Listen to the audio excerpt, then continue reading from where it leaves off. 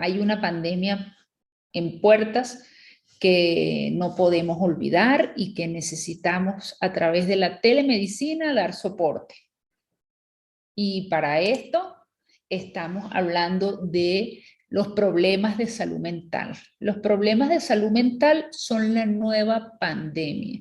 Son la pandemia que le está tocando la puerta, que viene muy pegada de la pandemia del COVID y que probablemente no nos hemos dado cuenta.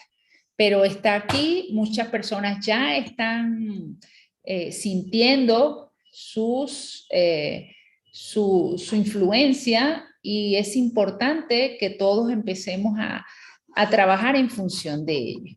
Por eso es que la telemedicina no se puede quedar atrás en este sentido. La Asociación Iberoamericana de Telesalud y Telemedicina, AITT, ha organizado este webinar con intención de ponerle atención especial a este espacio, a esta pandemia nueva que está silenciosa, que no tiene vacuna y sobre todo que está alcanzando números impresionantes en la población general. Y es la pandemia de enfermedades de salud mental, producto o exacerbadas por la pandemia del COVID. ¿Quiénes son las manos derechas en esta situación? Pues el apoyo de telepsicología, así como el apoyo de telepsiquiatría, son indispensables. Y cuando nosotros vemos todos estos aspectos, la telepsicología pues forma parte fundamental, forma parte indispensable de todas estas opciones. Por eso, en esta ocasión, hemos querido invitar a una persona que nos va a hablar mucho de esto, una experta en la materia, para que nos converse sobre telepsicología durante la pandemia por COVID y lo que viene después. Ella es la psicóloga magíster María Victoria Briano desde Chile. Ella es psicóloga clínica de la Universidad de Chile, diplomada en psicoterapia constructivista cognitiva, magíster en psicología clínica de adultos, mención constructivista cognitiva, supervisora clínica y docente de los ramos de psicopatología, psiquiatría y teorías cognitivas. Es decir, una persona que tiene muchísima experiencia en este tema y que gracias a estas herramientas tecnológicas maravillosas lo puede poner en función de la humanidad. Ya las barreras están disueltas y gracias a la telepsicología puede darle apoyo a muchísimos y enseñarnos hoy muchísimo al respecto. Bienvenida María Victoria, encantada, un placer y un honor tenerte aquí, y pues las puertas de la Asociación Iberoamericana son tuyas, este es tu hogar y los micrófonos y la pantalla tuya. Bienvenida. Muchísimas gracias, doctora. Les agradezco muchísimo la oportunidad de hablar un poquito sobre este tema que me apasiona tanto, como es no solo la psicología, sino que también del uso de nuevas tecnologías aplicadas al área.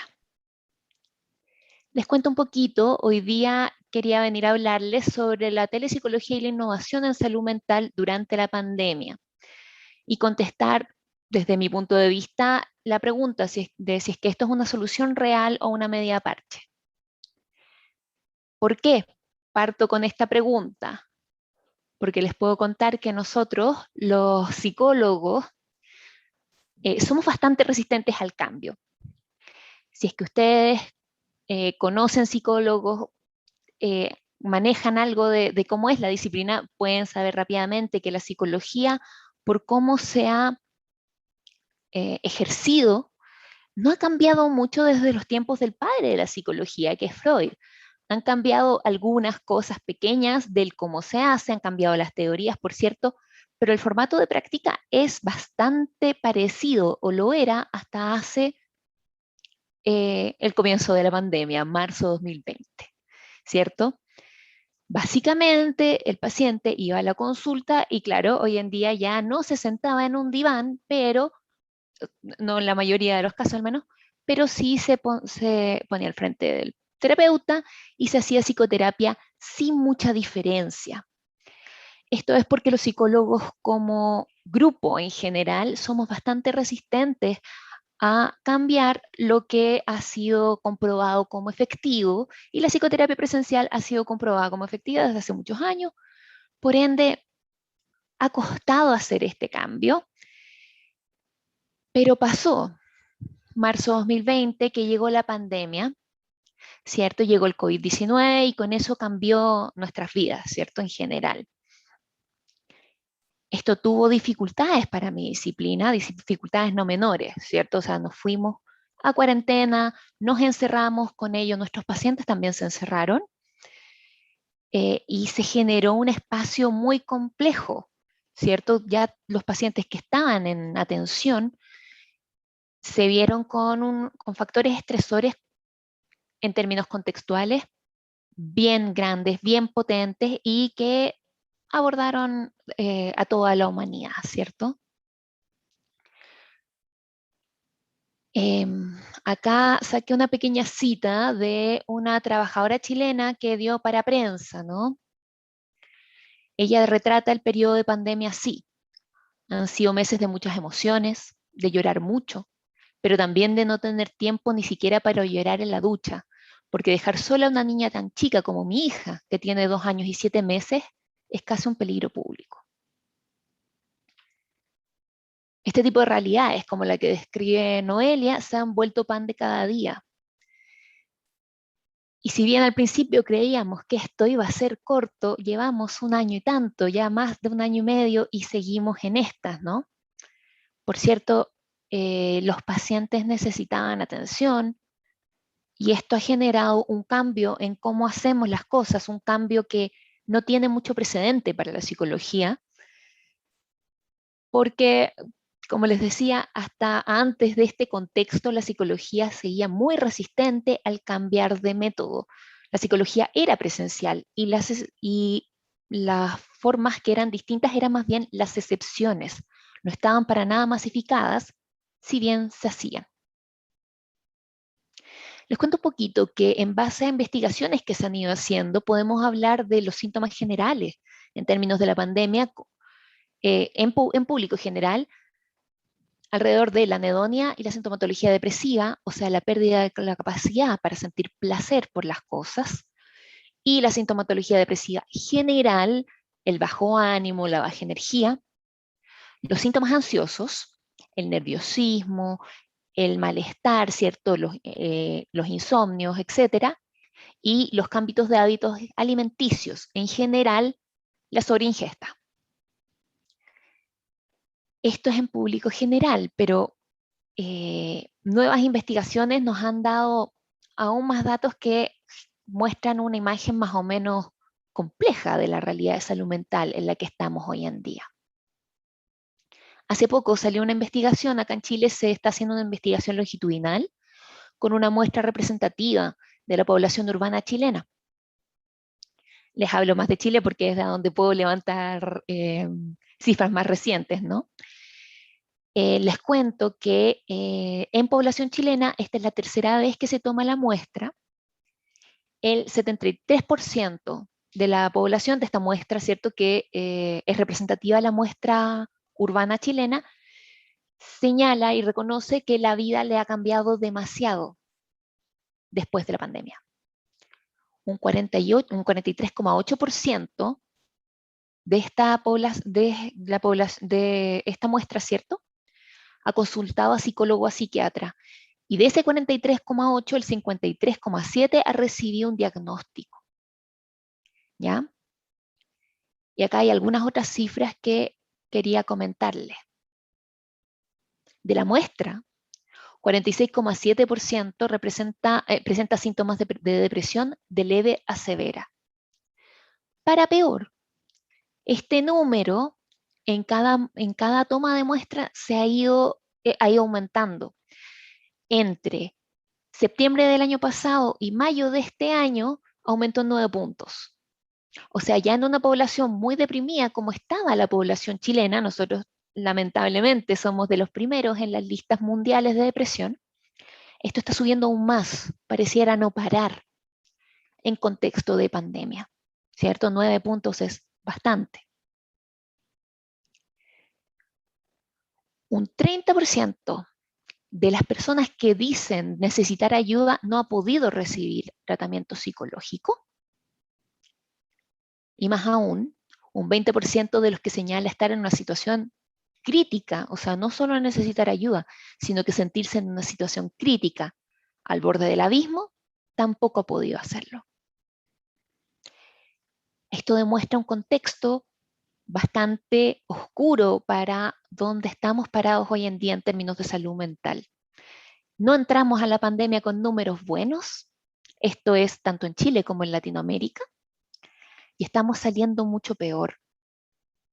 Para hablar de Latinoamérica en general, les puedo contar también que de toda Latinoamérica el 75% de las personas no tiene acceso al tratamiento en salud mental. Y no tenemos suficientes profesionales, ¿no? No tenemos suficientes psiquiatras, no tenemos suficientes psicólogos. Es una situación bastante difícil para un contexto donde se sigue generando demanda, donde hay necesidad de intervención. Entonces, es en este marco que vengo a contarles un poquito de lo que aparece como la telepsicología en respuesta a la necesidad de la pandemia y algunas medidas, algunas iniciativas, perdón, de innovación que están surgiendo en Chile que a mí me parecen muy interesantes y que estamos intentando que sean una respuesta a, a esta problemática. Entonces, según estos criterios, o sea, estas encuestas generales, me gustaría caracterizar un poquito a la población de la que estamos hablando. Cuando hablamos de la población que fue menos afectada por la situación de la pandemia en términos de salud mental, estamos hablando de, en general, hombres que poseen un contrato indefinido, que tienen acceso a aire libre, ¿cierto? Patio o balcón, espacio, básicamente, para tomar sol y tener un poquito de contacto con el aire. Personas que tienen trabajo presencial, lo cual también es muy interesante porque, bueno, levanta preguntas respecto a qué está haciendo el teletrabajo hoy en día en nuestras vidas. Y personas en general sin deudas o con deudas abordables. Por el contrario, cuando estamos hablando de la población más afectada en su salud mental por contexto de pandemia, estamos hablando de, primero que todo, mujeres. Se pueden levantar muchas hipótesis. El hecho es que los síntomas de salud mental en mujeres están altísimos, ¿ya? Y acá podemos pensar en factor cuidado, factores de género, ¿cierto? Triple jornada de trabajo en contexto de pandemia donde tienes que hacerlo todo encerrada.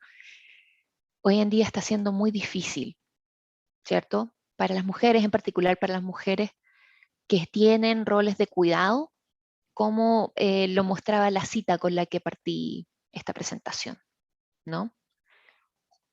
Junto con eso, podemos reconocer las necesidades de las personas que viven en hacinamiento, ¿cierto? Muchas personas en muy poco espacio, sin acceso al aire libre, sin patio, sin balcón, personas desempleadas o que están buscando trabajo en un contexto inestable, como es el contexto económico de la pandemia, personal que trabaja a honorarios y deudores morosos, personas que deben dinero. Estas son las personas que están más afectadas en términos de salud mental respecto a la pandemia. Podemos ver hartos factores de riesgo acá, ¿cierto? No debería ser tan sorprendente, pero sí con los números podemos cruzar el hecho de que esto es algo que está pasando a toda la población y que tiene un factor de género súper importante. No puedo enfatizar lo suficiente esto porque esto es algo que se está viendo en toda clase social de una manera bastante horizontal, que pareciera que quienes peor viven la pandemia son las mujeres que tienen que hacerse cargo ya sea del trabajo doméstico, ya sea del trabajo de cuidado, terminan más o menos con 4 espacios de trabajo en un solo lugar. Obviamente hay excepciones, pero estas son las tendencias que están marcando las investigaciones más nuevas. Entonces, en este contexto aparece la pandemia, no tenemos cómo ver a nuestros pacientes, que aparece la telepsicología. Les puedo contar que pre-pandemia la telepsicología existía. De hecho, yo hacía telepsicología antes de la pandemia, pero no era para nada de acceso masivo. Les puedo contar que las personas tenían bastante reticencia a la idea de un psicólogo a través de cámara. Mi gremio pasó a la telepsicología más bien obligado, más bien porque no había otra manera de poder ver a nuestros pacientes en contexto de pandemia y nuestros pacientes lo necesitaban de una manera urgente. Entonces aparece como una solución que tuvimos que abordar, no fue muy, no hubo mucha alternativa en ese momento. Ahora, y bueno, y tenía sus desafíos, ¿cierto? Por un lado, la privacidad, la seguridad informática, el asegurar los estándares de secreto que podíamos asegurar en nuestras consultas, la accesibilidad, ¿cierto? El tema de intervenir con eh, tecnología muchas veces genera resistencias en personas, en general en adultos mayores o ese tipo de cosas, y la resistencia amplia que tienen los pacientes al pensar que algo tan personal como hablar con tu psicólogo se tiene que hacer frente a una cámara. Esto de que con la cámara entre medio esto se vuelve impersonal y por ende poco efectivo. Ahora, aún a pesar de que existen todas estas cosas, sí les puedo contar que la telepsicología es una respuesta que, si bien mi gremio tomó medio a regañadientes, sí tiene mucho tiempo de ser investigada. Esto no es algo nuevo, esto es algo que ha sido comprobado como eficaz y tan eficaz como la psicoterapia cara a cara mucho antes de pandemia. Estamos hablando más de 10 años antes. Las investigaciones en telepsicología, las primeras, ¿cierto? Que están hablando de psicología a través de métodos telefónicos o videoconferencias de las maneras más antiguas posibles, como por la televisión, datan de los años 60. Hay evidencia ya desde ese entonces de que esto es una alternativa. Y les puedo contar también que no existe ninguna diferencia estadísticamente significativa entre la terapia offline y la terapia virtual en términos de eficacia. Entonces estamos mirando una alternativa que funciona. Todo indica que funciona. Que como psicólogos no la hayamos querido adoptar es otra cosa, ¿no? En términos de eficacia, súper bien. En términos de reducción de síntomas, también. O sea, estamos hablando de una herramienta. Acá yo les elegí algunas investigaciones, por cierto, hay mucho. Sin duda estamos hablando de una herramienta que funciona, para la cual tenemos evidencia suficiente para implementar. Como les digo, tenemos una cierta idea de cómo es el psicólogo y tenemos también una cierta idea de lo que es la comunicación. Existe el mito que hasta me han dicho algunas personas muy ilustradas, ¿cierto? De que necesitamos estar cara a cara para poder tener comunicación emocionalmente significativa. Y si bien, lo vamos a ver después, existen algunas razones para poder decir que de cara a cara es más fácil, eso no significa que sea imposible. Entonces, hablemos de beneficios amplios de estas alternativas, ¿no? La telepsicología trae algunos beneficios que son bastante obvios, da mayor accesibilidad y rompe barreras geográficas, ¿cierto? Permite así la continuidad de tratamientos. Les puedo contar que yo partí haciendo telepsicología porque yo trabajo mucho con estudiantes de maestrías o doctorados que se suelen ir del país. En esa experiencia, estas personas se iban del país y querían seguir en terapia, y fue así como yo me fui adentrando años atrás al mundo de la telepsicología, comencé a investigar, comencé a ver qué soluciones podía yo entregarles a mis pacientes.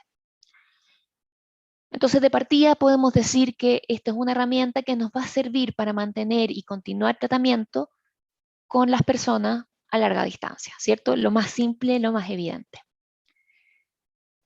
Esto es bien importante considerando que el cambio de terapeuta en salud mental es algo difícil, que no siempre sale bien. En general, si es que uno tiene un terapeuta con el que funciona bien, es mejor quedarse. Entonces es algo bastante bueno. De accesibilidad también a algunos pacientes que eran difíciles de tratar, como los pacientes agorafóbicos. Hasta hace poco, el paciente agorafóbico tenía muy poca disponibilidad de psicoterapia online y por ende, como no podía salir por la misma patología, se veía en una situación súper difícil de o salgo para llegar al tratamiento que me va a permitir salir, lo cual es un sinsentido, o me quedo encerrado y no hago nada.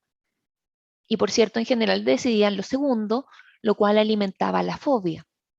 Hoy en día tenemos esto como un paso intermedio para poder comenzar a sacar al paciente agorafóbico. Entonces, el modo online nos sirve como un primer pasito para este tipo de pacientes. La democratización del acceso, por cierto, en un continente en el que tenemos este nivel de dificultad para el acceso de salud mental, que los terapeutas y los psiquiatras tengamos plataformas para llegar a a la mayor cantidad de personas posibles, se hace muy importante. Hay lugares en toda Latinoamérica que siguen con problemas de acceso, ¿cierto? Acá en Chile les puedo hablar de nuestras zonas extremas, ¿cierto? Las que están cercanas a la Antártida. Estas personas, al extremo sur de Chile, no tienen cómo llegar a profesionales si no es por telemedicina. Y esto ha abierto el acceso para ese tipo de personas de una manera sorprendente y maravillosa. Hoy en día existen alternativas cuando antes no las había. Democratizamos el acceso, damos más alternativas y abrimos espacio para estas personas que no pueden acceder a tener una atención. Como les digo, la zona sur de Chile, el extremo sur, hay lugares, comunas completas de una cantidad de terreno enorme donde no hay ni una sola enfermera universitaria, ni de hablar de médicos, ni de hablar de psicólogos, nada, ¿cierto? Esto es una alternativa para ese tipo de cosas porque, claro, o sea, no tenemos los profesionales, pero sí tenemos el Internet y el acceso a. Y esto es algo sumamente bueno que ha llegado a abrir los temas de salud mental. Por último, este tipo de herramientas pelean el estigma de la salud mental. Hoy en día es lamentable, pero cierto que son muchos los espacios donde se mantiene un estigma construido alrededor del concepto de salud mental y el necesitar psicoterapia, eh, ir al psiquiatra, etc. El contexto de telepsicología y telepsiquiatría abre el espacio para estas personas que podrían recibir sanción social en el tener que salir del trabajo, ir, ¿cierto?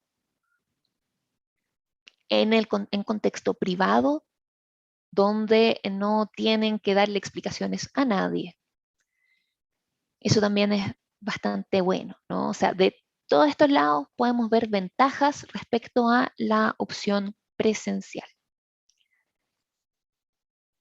Pero como no todo es tan color de rosa, ¿cierto? Tenemos que también hablar de los problemas y las críticas que podemos tener para la telepsicología, ¿no? Primero que todo, nosotros los terapeutas somos personas que trabajamos casi 90% con la alianza y con el vínculo, ¿cierto? Nosotros necesitamos generar una alianza terapéutica para que esto funcione. Y sí todo pareciera indicar que generar vínculo con nuestros pacientes y un espacio en el que podamos trabajar sí representa un mayor desafío, es más difícil, toma más tiempo, ¿ya? O sea, generar el espacio de confianza y el contexto seguro a nuestros pacientes para que ellos puedan entrar a hacer psicoterapia propiamente tal, pareciera ser más lento. ¿Y esto por qué? Pareciera que por dos grandes razones. Primero, porque estos pacientes, como todos, tienen resistencias que vienen desde el prejuicio, ¿ya?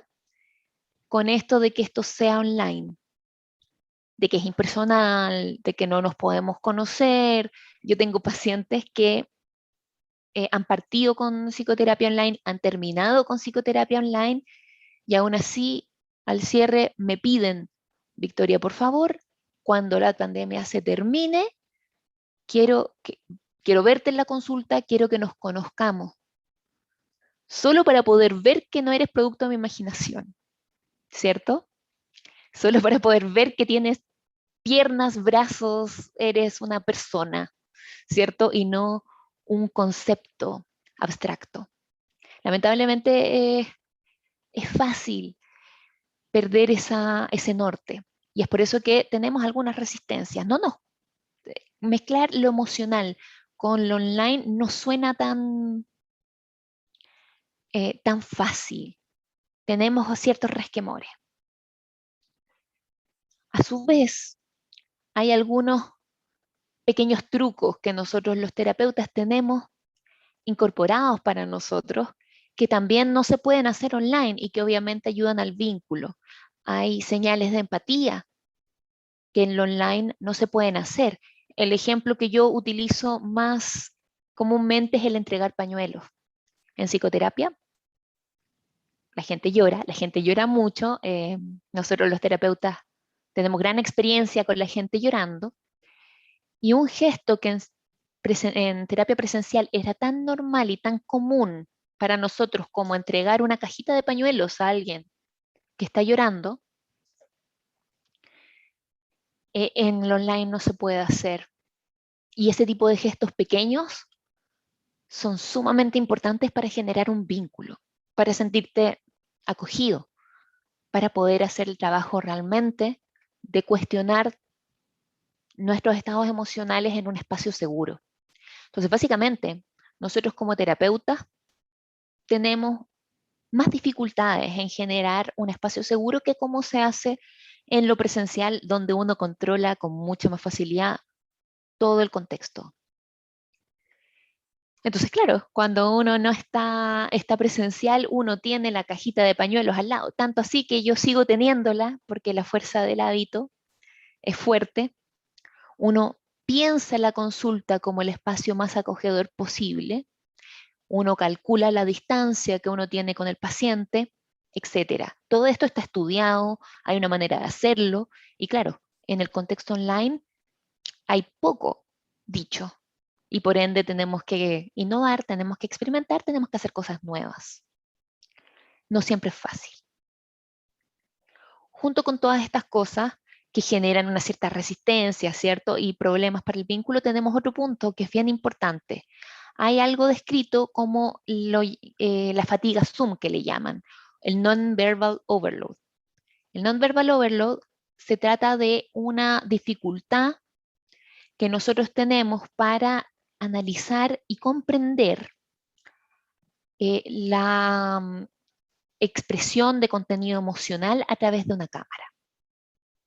¿Les ha ocurrido alguna vez que entran en un ascensor que tiene espejos y no pueden evitar mirarse al espejo? Esto es una experiencia muy común, de hecho más común si es que uno es mujer, ¿eh? Y hay factores de género también. Pero la verdad es que es bastante horizontal A las mujeres les pasa un poco más, pero les pasa a hombres y mujeres aún así. Y tiene que ver con que pareciera que nuestros ojos se van a nuestro reflejo de una manera casi intuitiva. Eso, combinado con la dificultad que nosotros tenemos para leer información de contenido emocional a través de una cámara, porque no tenemos todo el cuerpo, toda la información que entrega el cuerpo, sino que solo lo que entrega la cara y a lo más un poquito de las manos, hace que toda interacción de contenido emocional, ¿cierto? Que a todo esto son la mayoría de las interacciones, sea muy difícil a través de Zoom. En términos simples, nos cansamos más. El trabajar con información emocional es más difícil cuando no tengo a la persona al frente, la tengo a través de una cámara y por ende tengo que estar mucho más atenta a todos los detalles que en su cara muestran emoción, tengo que estar mucho más alerta y tengo que sobreinterpretar en base a poquita información que recibo. Esto hace que la carga de pacientes no pueda ser la misma. Probablemente a todos ustedes, los que sean profesionales de la salud al menos, ¿no? Les hayan notado en ustedes mismos que les cuesta más ver pacientes por teleconsulta que pacientes presenciales. No es porque sea distinto el hecho, ¿no? Porque no lo es, sino que es más bien porque cuando los pacientes imponen contenido emocional, hay una dificultad extra que hay que abordar en esto, ¿cierto? O sea, para nosotros que trabajamos eminentemente contenido emocional, los psicólogos esto tiene implicancias, o sea, nuestra cantidad de pacientes que podemos atender antes de quemarnos se achica cuando estamos hablando de modalidad 100% online. Por último, tenemos el problema de los casos graves como el suicidio y la psicosis. De esto voy a hablar muy brevemente, pero básicamente el suicidio presenta un problema por teleconsulta. El suicidio es algo que ocurre en general con pacientes de ánimo o pacientes psiquiátricos. Y la distancia pone muchas dificultades para el manejo. Para eso se han generado protocolos para tratar de intervenir, pero aún así esos protocolos distan mucho de ser perfectos. Y en general se tiene que recurrir a un contacto de emergencia, ¿cierto? Y a tener siempre la ubicación física del paciente. Intervenir en suicidio, intervenir en psicosis es mucho más difícil a distancia. Y esto es algo que es inevitable. Entonces les puedo contar un poquito sobre buenas prácticas generales para la telepsicología. Estamos hablando de psicoeducar bastante, ¿cierto? O sea, es súper importante informar a la población sobre que esto es una alternativa, que está comprobada, que no es una invención ni charlatanería, sino que tenemos evidencia para comprobarla. Es importante también tomarse este espacio con seriedad y tener un espacio designado, ¿cierto? Elementos reconocibles. Eh, Justo me cambié de consulta hace poco, así que no se puede ver, pero les cuento que los primeros pacientes que yo vi por teleconsulta los vi tratando de encontrar una solución cuando mis pacientes reconocieron los elementos, las cosas que hay en mi consulta alrededor mío, en la consulta en la que estaba atendiendo, muchos de ellos me expresaron gran alivio. Yo atiendo con un ficus, tengo un ficus en la consulta, en el momento en el que mis pacientes reconocieron al ficus, al menos 5 de una carga de 25 pacientes me dijeron, me siento de nuevo en la consulta. Muchos otros también fueron un paso más allá y buscaron un espacio de la casa donde ellos podían sentirse en la consulta, en ese espacio que habíamos compartido antes. Estos son los pacientes que tuvieron que hacer el cambio, ¿no? Mi sofá de consulta tenía unos cojincitos. Varios pacientes se compraron cojincitos solo con el único objetivo de abrazarlos mientras hablaban conmigo, porque era lo que hacían en la consulta y era algo que les hacía sentir acogidos. Entonces, en general, el tener contextos, como elementos del ambiente que les hagan ir a ese espacio de acogida, sirve. Por cierto, tenemos que invertir en equipo, tenemos que hacer esto como corresponde, generar una imagen y ser bien enfáticos en el encuadre y en la privacidad. Esto tiene que seguir siendo psicoterapia, no puede ser hablar con un amigo, y para eso hay que dar señales bien claras a nuestros pacientes. Por último, me gustaría contarles un poquito sobre una iniciativa que se está haciendo acá en Chile y que a mí al menos me tiene bien emocionada. Me gustaría hablarles de Maite.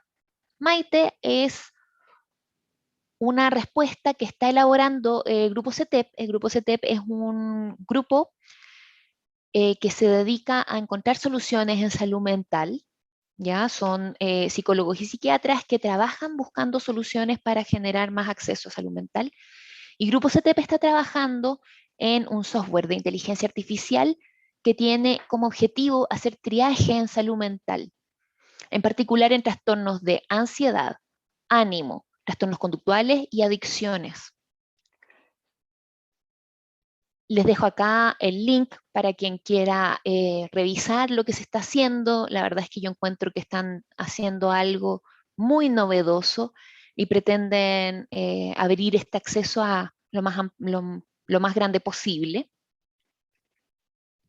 Básicamente, el objetivo de Maite es democratizar el acceso a salud mental a través de este software que, como les digo, hace triaje, separa entre lo que estos pacientes tienen a través de un chatbox, donde uno habla con el software y el software te va diciendo, y básicamente hay tres grados, ¿cierto?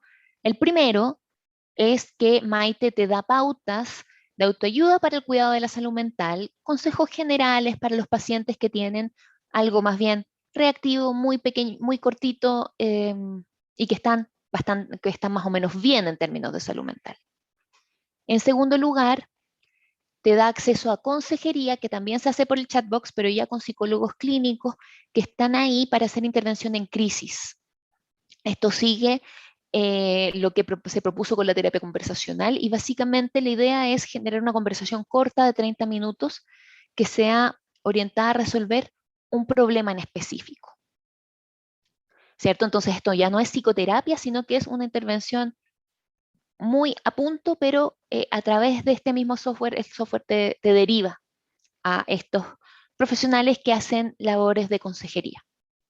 Y por último, este software también es capaz de reconocer y tamizar a los pacientes que están más graves, y a ellos los lleva a la derivación a profesionales especializados, psicólogos, psiquiatras. El software está ya funcionando, aún están arreglándolo, pero la verdad es que yo encuentro que es una súper buena iniciativa para resolver los temas de acceso que tenemos a salud mental. Como les decía hace un rato atrás, tenemos problemas. Estamos en una situación como Latinoamérica muy difícil, tenemos poco acceso, ¿cierto? Si el 75% de nuestra población no tiene acceso a salud mental, entonces esa es la gran mayoría, 3/4, ¿cierto? Iniciativas como Maite vienen a tratar de suplir un poquito esa necesidad, entendiendo que em, esto tiene que hacerse de una manera técnica, no se le puede ofrecer cualquier cosa a los pacientes, sino que algo útil, y que bueno, como no tenemos suficientes profesionales, acá viene la tecnología a entregar algunas herramientas para hacer los tamizajes más efectivos. Entonces acá les dejo un monito, ¿cierto? Les dejo un monito sobre cómo más o menos funciona Maite. Primero se chatea con esta asistente virtual, después se hace un triaje médico, y de ahí viene el software de inteligencia artificial que deriva según los criterios de gravedad que yo les acabo de presentar, ¿cierto? A tratamiento según lo que se necesita, ya sea pautas para los pacientes menos complejos que simplemente necesitan alguna pequeña guía, consejeros si es que hay un problema que es abordable en lo inmediato y a corto plazo, o ya tratamiento propiamente tal. Les dejo este dato como algo que al menos a mí me genera gran expectativa para lo que se viene. Grupo CETEP está haciendo cosas muy interesantes, a mi juicio, para innovar en salud mental, que como les digo, no es algo fácil. Los psicólogos somos resistentes a estos temas. Es muy bueno que se estén abriendo espacios como el mismo que abre la asociación, como para poder hablar y discutir de estos temas que son tan importantes como el acceso a salud mental, y más en el contexto en el que la demanda sigue creciendo y no somos los suficientes. A modo de conclusiones finales, me gustaría comentarles que considerando el contexto en el que estamos, que es un contexto indiscutiblemente difícil, la psicología y las iniciativas de innovación aparecen como una solución no solo no parche, ¿no? Sino que eficientes, factibles y que parecieran llegar para quedarse.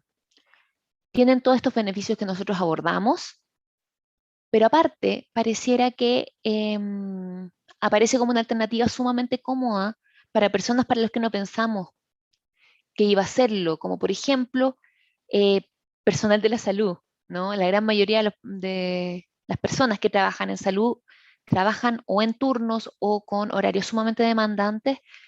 Los profesionales de la salud están optando por telepsicología con bastante éxito. Y bueno, también como una opción para ir recibiendo apoyo en estos espacios que han sido tan difíciles al pelearle a la pandemia. También para pacientes en el extranjero, para pacientes con agorafobia y bueno, en cuarentenados en general. Les puedo contar que en una breve encuesta que yo misma hice con mis colegas y compañeros, la gran mayoría de nosotros, al menos acá en Chile, pretendemos quedarnos haciendo al menos un par de días de teleconsulta, porque hubo un cambio donde éramos pocos los que hacíamos teleconsulta antes, pero hoy en día el contexto nos obligó, como suele ocurrir con todos los saltos tecnológicos, y se generó una nueva necesidad y una nueva modalidad de hacer las cosas. Pareciera que la telepsicología llegó para ser una respuesta que quede disponible, aún más allá de la pandemia, y que venga a tratar de mitigar estos efectos tremendos que, como bien decía la doctora al comienzo, están acá, parecieran ser cada vez peores por los datos de depresión, que ya son un problema de salud pública tremenda, y tienen implicancias de salud mental gravísimas a lo largo de toda la población. Aún así, hay que entender que esto no es para todo. La telepsicología no reemplaza, lamentablemente, a la psicología presencial, considerando que hay contextos en los que hay que intervenir y en los que simplemente la telepsicología no funciona tan bien como las alternativas, como son el caso de intervención en psicosis o intervención en suicidio. Eso es muy brevemente lo que les quería comentar. Acá les dejo algunas referencias que yo encuentro bien interesantes. Les agradezco muchísimo la atención y quedo súper dispuesta y abierta a sus preguntas. Wow, wow, wow. Muchísimas gracias, María Victoria, porque nos has dado un panorama súper interesante, nos has dado una visión bastante también completa, ¿no? Con respecto a todos estos. Y hay un detalle que me llama mucho la atención, y es esos estudios que tú muestras donde estamos viendo que se comprueba que es efectiva. Eh, ¿Esto era algo que tú como psicóloga te esperabas? ¿Fue una sorpresa? ¿Fue algo que te agarró desapercibida? ¿Te tomó o era algo que ya tú estabas intuyendo con los resultados que habías tenido antes de la pandemia con tus pacientes? Mientras nos respondes esto, vamos a dar chance a la audiencia que haga sus preguntas a través del chat para poder hacértelas aquí. Perfecto, muchas gracias. La verdad es que cuando yo soy psicóloga cognitiva, de todos los psicólogos, los cognitivos somos los más fans de la evidencia. Entonces, nosotros los cognitivos, en general, somos muy resistentes a saltar a algo que no tenga evidencia previa. Cuando yo salté a la telepsicología, que fue antes de la pandemia, yo me dediqué a investigar con harto cuidado, ¿cierto? El hecho de las alternativas que teníamos para argumentar que esto funcione. Y llegué a estas investigaciones, la verdad es que a mí me sorprendió muchísimo en ese momento lo antiguas que eran. O sea, estamos hablando de los años 60, es mucho tiempo para algo que hasta hace 2 años atrás ni siquiera se sabía que existía.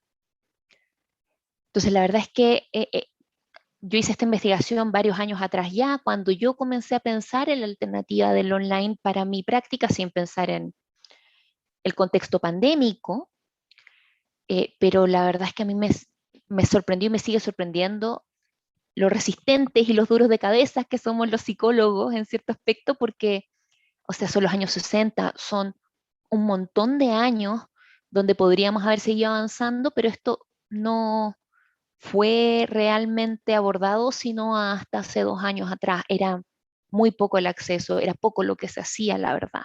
Y hay que decir también que entre psicólogos, a las personas que lo hacíamos, yo era una de ellas, no nos veían muy bien, teníamos un cierto prejuicio de que esta cuestión era como media rara, ¿no?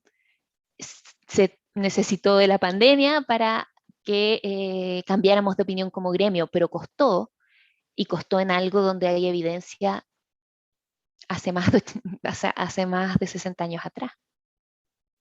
Absolutamente, no, te voy a dar un consuelo, no eres la única. Bienvenido al club de las vacas púrpuras, como le digo yo, porque pues esto le pasa a todos los profesionales y la resistencia es generalizada, ¿no? De esto. Aquí vamos a pasarte una pregunta. Daniel Morales pregunta aquí, ¿cómo se puede enfrentar el tema de mantener la privacidad y protección de datos en pacientes en telepsicología? Encuentro que es una súper buena pregunta porque es un desafío que es bien difícil considerando dos cosas. Bueno, primero hay una cosa que nosotros podemos controlar al 100%, que es nuestra privacidad, ¿cierto? El generar un espacio de consulta separado, 100% separado del mundo, de la vida de la casa, donde no se puede escuchar, eso es algo que nosotros en nuestro lado podemos hacer, pero que no siempre nuestros pacientes pueden hacer. Y es sumamente importante considerarlo como un factor. ¿No se imaginan la de veces estos últimos 2 años donde yo he tenido que preguntar por chat, oye, ¿te puedo preguntar de esto? ¿Hay alguien escuchando? Porque lamentablemente vivimos en condiciones donde muchas veces vivimos muy encima los unos de los otros y donde los pacientes se pueden sentir súper vulnerados al ser escuchado, por ejemplo, por la madre, la novia, ¿cierto? El novio, quien sea. Por eso es que esa pregunta la encuentro súper interesante porque creo que es una variable a considerar siempre cuando estamos hablando de telepsicología. El secreto psicológico es absoluto, ¿cierto? Nosotros somos como los sacerdotes, nosotros tenemos que asegurar un secreto absoluto y completo. Y por ende, esto es algo que no solo tenemos que tomarnos en serio por nuestro lado, sino que también informar a los pacientes y Por su- abordarlo en primera consulta. Por supuesto, eso es importantísimo porque, y es parte incluso de la terapia, ¿no? El hecho de Exacto. que tú garantices eso. Si tú no garantizas el secreto y la protección de la privacidad, pues la terapia creo que no llega a ningún lado. Entonces, para Absolutamente. ustedes es muy importante, bueno, para todos realmente, ¿no? Y allí vale la generalización para todos los profesionales de salud que trabajan en telemedicina, pero muy especialmente los que trabajan con salud mental. Angélica María Orozco te pregunta, ¿qué alcance se proyecta de Maite para la población rural? Por ahora yo no tengo datos del alcance de Maite a población rural. Sí, en todo caso, conozco al equipo que trabaja en Maite cercanamente sé que han estado trabajando mucho en tratar de hacer esto como una de acceso amplio. La idea es que llegue a la mayor cantidad de personas posibles. Primero se está trabajando en Chile, ¿cierto? Pero la idea es que esto también se haga horizontal eh, a toda Latinoamérica. Hay grandes ambiciones ahí y la verdad es que es un proyecto en el que yo confío bastante. Por ende, espero grandes cosas de lo que se viene con Maite, y eso, por cierto, también involucra a población rural. Es difícil la población rural para la psicología. Em, yo tuve profesores, personas que saben mucho en el área, que siempre decían que la psicología es una necesidad metropolitana, ¿cierto? Que en general las consultas de psicología se dan más en espacios urbanizados. Esto tiende a ser cierto, pero eso no significa que no exista necesidad en contextos rurales, sino que más bien que el acceso es tan difícil que es muy difícil intervenir. Por eso es que Maite es una herramienta que yo siento que puede venir a cambiar las cosas de una manera importante. Así que la verdad es que yo le tengo puesta mucha ficha. Vamos a darle ese voto de confianza porque de verdad que hace falta este tipo de herramientas que ayuden a la población. Aquí tienes muchas preguntas, así que ha creado mucho interés esta conferencia. ¿Qué hacer ante la situación de educación virtual? Estudiantes y profesores están en ese proceso y no parece que desaparecerá luego de la pandemia. ¿Qué se debe hacer para mitigar los riesgos de salud mental? Pregunta Panamá Víctor López. Es una pregunta súper, súper interesante. En todo caso, sé que hay personas que pueden responderla mejor de lo que puedo responderlo yo, porque yo soy psicóloga clínica, y hay personas que trabajan en educacional, psicólogos que trabajan en el área educacional, que probablemente van a tener mejores referencias que yo para contestarlo. Pero desde el lado clínico les puedo decir que eh, hay una sobrecarga, que es la misma sobrecarga de la que yo les estaba hablando, sobre por qué nosotros, los clínicos, podemos ver menos pacientes online. Cuando estamos hablando de personas que están viendo alumnos todos los días, ¿cierto? O bueno, alumnos también que están viendo profesores todo el día, hay un impacto en el individuo que no es comparable a la clase presencial. Simplemente no podemos tener a nuestros alumnos, a nuestros profesores haciendo clases o teniendo clases al mismo tiempo que los teníamos en presencial. Es imposible, porque la fatiga Zoom es una cosa muy real que pega. Las personas de ustedes que son trabajadores de la salud, creo que lo han podido vivir en carne propia. Ciertamente yo tuve que ver la diferencia en la cantidad de pacientes que podía ver presencial versus online, porque esto tiene un agote extra. Y esto es lo mismo para las clases online. Absolutamente. El doctor Julio Portela pregunta aquí, la depresión en personas de la tercera edad se ha disparado con el aislamiento de la pandemia. ¿Se ha probado material audiovisual de ayuda en concordancia con los resultados de consejería? ¿Es recomendable esto? Para, la verdad es que desconozco si es que hay alguna evidencia para adultos mayores en particular, pero sí creo que es un espacio al que como salud mental le debemos mucho, ¿ya? A la salud mental del adulto mayor es algo que se deja muy de lado, y tenemos un problema general, ¿cierto? Respecto al mal diagnóstico de demencias, inclusive a través de problemas que son simplemente de salud mental. La depresión muchas veces es muy común que se mal diagnostique como demencia por los problemas cognitivos asociados a depresión, que son característicos. Pero claro, acá hay prejuicios, acá hay eh, también entrevistas no completas que generan ese error, y es un error muy grave. Los espacios de psicoterapia están más que comprobados para adultos mayores. La consejería está más que comprobada en adultos generales. Consejería en particular para adultos mayores desconozco, pero encuentro que es una pregunta súper interesante, y la verdad es que lo voy a estudiar apenas termine esto, porque creo que eh, súper, súper, súper importante. Perfecto. Aquí el doctor César Graf pregunta, ¿qué patologías no se podrían atender vía virtual? Las urgencias. ¿Cómo se hace la historia clínica electrónica? Primero, urgencias psiquiátricas es muy difícil atender, estamos hablando de suicidio y también psicosis. Psicosis tiene temas en particular porque pareciera que no necesariamente son todas las psicosis, pero todas las psicosis esquizofreniformes suelen tener cosas con la imagen, el cuerpo y todo eso. Entonces, a una persona que tiene cualquier cosa esquizofreniforme, meterle aparte una pantalla entre medio es esperar a que las cosas malas ocurran, al igual que las intervenciones a través del cuerpo, ¿no? O sea, está súper comprobado que las intervenciones a través del cuerpo en paciente esquizofrénico es un daño, son iatrogénicas, no se deben hacer. Eh, Hipotetizamos lo mismo a través de la telepsicología, a través de estas cosas que ya, ¿cierto? Sin la tendencia a la psicosis, a las personas, ¿cierto? No psicóticas ya no generan este fantasma de chuta, será, no será, esto es tan abstracto. Entonces, al menos esas dos cosas son criterio de exclusión. La verdad es que yo no recibo pacientes con ideación suicida activa, ni pacientes psicóticos en modalidad telemedicina por un tema de que no se puede certificar que esto va a funcionar a través de este medio.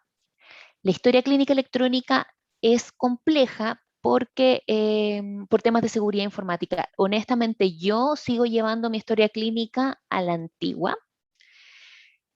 Existen software, sin embargo. Hay software que son aprobados y que cumplen con la norma IPA. La APA tiene una guía que hizo el 2013 de seguridad informática respecto a salud mental. Donde están todas las normas, donde lo describen, ¿cierto? Las plataformas de teleconsulta, de hecho, tienen que seguir también la norma IPA. En salud mental esto está todo normado, pero la historia clínica, bueno, hay softwares, pero son no tantos softwares y hay que asegurarse con espacios sumamente resguardados. Por eso es que yo prefiero quedarme a la antigua en ese sentido, al menos yo sigo tomando nota física que después guardo bajo varias llaves, pero sí hay varios softwares que sí hacen ese trabajo y lo hacen bastante bien. Yo no me he querido cambiar porque en eso yo soy resistente al cambio nomás. Bueno, te toca dar el salto para que Me toca. el ejemplo sí, a veces porque tú ves el poco de historia física y dices, ¿cuándo pasó esto a la electrónica? Pero bueno, es cuestión de empezar. Si no empiezas, no terminas y sí, sí, es muy agradable después trabajar la electrónica, ¿no? Te lo digo porque yo tuve Eso he también esa visto, misma sí. resistencia, ¿no? Y yo decía, ay, Dios mío, ¿cómo voy a pasar todo esto? No, no voy a poder nunca, pero sí, sí, sí, el tema es empezar.